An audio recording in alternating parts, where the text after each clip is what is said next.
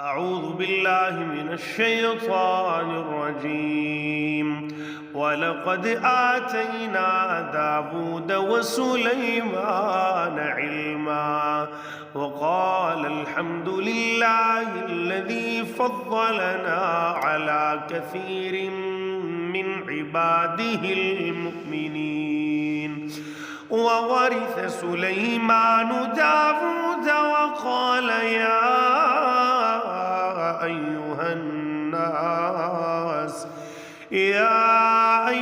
الناس علمنا منطق الطير وأوتينا من كل شيء إن هذا لهو الفضل المبين.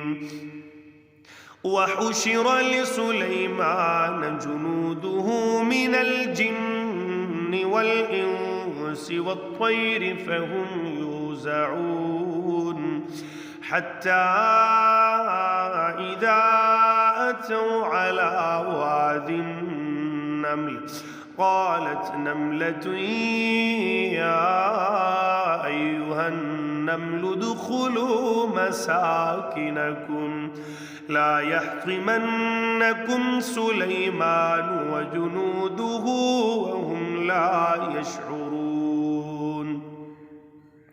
فتبسم ضاحكا من قولها وقال رب أوزعني أن أشكر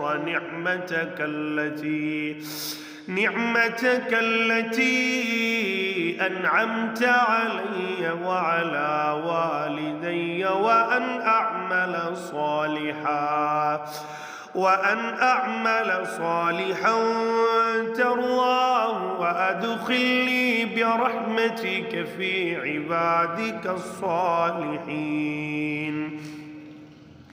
وتفقد الطير فقال ما لي لا أرى الهدهد أم كان من الغائبين. لأعذبنه عذابا شديدا أو لأذبحنه أو ليأتيني بسلطان مبين. فمكث غير بعيد فقال أحطت بما لم تحط به وجئتك من سبأ بنبأ يقين. إني وجدت امرأة تملكهم وأوتيت من كل شيء ولها